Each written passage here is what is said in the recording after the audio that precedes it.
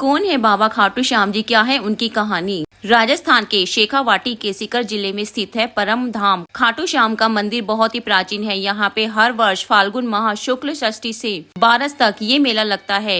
श्याम बाबा की महिमा का बखान करने वाले भक्त राजस्थान या भारत में ही नहीं बल्कि दुनिया के कोने कोने में मौजूद हैं। खाटू श्याम भगवान श्री कृष्ण के कलयुगी अवतार है। महाभारत के भीम के पुत्र घटोत्कच और घटोत्कच के पुत्र बर्बरीक थे। बर्बरीक को ही बाबा खाटू श्याम कहते हैं। इनकी माता का नाम हिडिंबा है। बर्बरीक दुनिया का सर्वश्रेष्ठ धनुर्धर थे। बर्बरीक के लिए 3 बाण ही काफी थे, जिसके बल पे वे कौरवों और पांडवों की पूरी सेना को समाप्त कर सकते थे। युद्ध के मैदान में भीम के पुत्र बर्बरीक दोनों खेमों के मध्य बिंदु एक पीपल के वृक्ष के नीचे खड़े हो गए और ये घोषणा कर डाली कि मैं उस पक्ष की तरफ से लड़ूंगा जो हार रहा होगा। बर्बरीक की इस घोषणा से कृष्ण जी चिंतित हो गए। भीम के पुत्र बर्बरीक के समक्ष जब अर्जुन तथा भगवान श्री कृष्ण उसकी वीरता का चमत्कार देखने के लिए उपस्थित हुए, तब बर्बरीक ने अपनी वीरता का छोटा सा नमूना मात्र ही दिखाया। कृष्ण ने कहा कि ये जो वृक्ष है इसके सारे पत्तों को एक ही तीर से छेद दो तो मैं मान जाऊंगा। बर्बरीक ने आज्ञा लेके तीर को उस पेड़ की ओर छोड़ दिया। जब तीर एक एक करके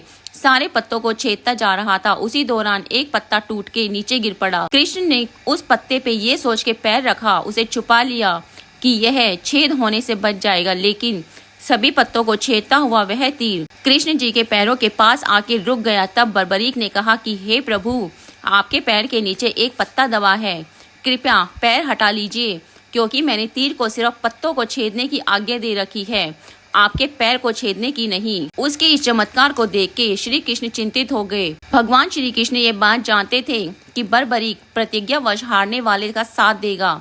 यदि कौरव हारते हुए नजर आए तो फिर पांडवों के लिए संकट खड़ा हो जाएगा, और यदि जब पांडव बर्बरीक के सामने हारते नजर आए तो फिर पांडवों को साथ देगा। इस तरह वह दोनों ओर की सेना को एक ही तीर से खत्म कर देगा। तब भगवान श्री कृष्ण ब्राह्मण का भेष बना के सुबह बर्बरीक के शिविर के द्वार पे पहुंचे और दान मांगने लगे।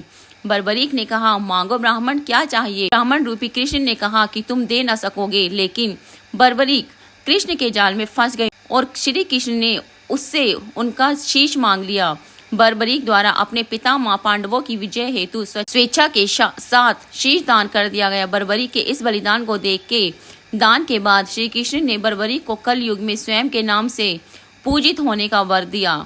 आज बर्बरीक को खाटू श्याम के नाम से पूजा जाता है। जहां श्री कृष्ण ने उनका शीश रखा था, उस स्थान का नाम खाटू है। बर्बरीक देवी के उपासक थे। देवी के वरदान से उन्हें 3 दिव्य बाण मिले थे, जो अपने लक्ष्य को भेद के वापस उनके पास आ जाते थे।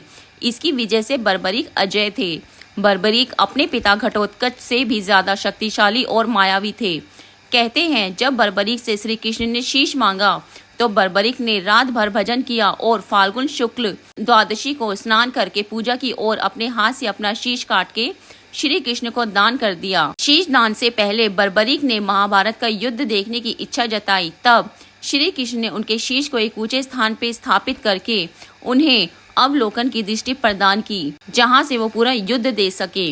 युद्ध के बाद जब पांडव विजय हो गए, उसका श्रेय लेने के लिए वाद विवाद कर रहे थे, तब श्री कृष्ण ने कहा कि इसका निर्णय तो बर्बरीक का शीश ही कर सकता है। तब बर्बरीक ने कहा कि युद्ध में दोनों ओर श्री कृष्ण का ही सुदर्शन चक्र चल रहा था और द्रौपदी महाकाली बन रक्तपान कर रही थी।